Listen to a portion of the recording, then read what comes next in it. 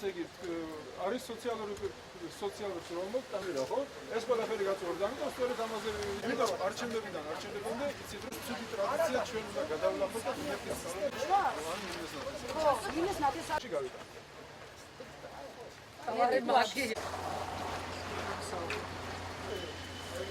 ჩვენი თავარი პრობლემა არის კალანიზაციები, რომ არ არის გაწმენდილი, არ არის წესრიგში.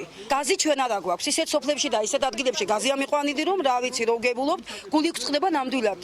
ქალაქის ცენტრში ცხოვრობთ და არაფერი ჩვენ არ გვაქვს. საშინელი სუნი დგას.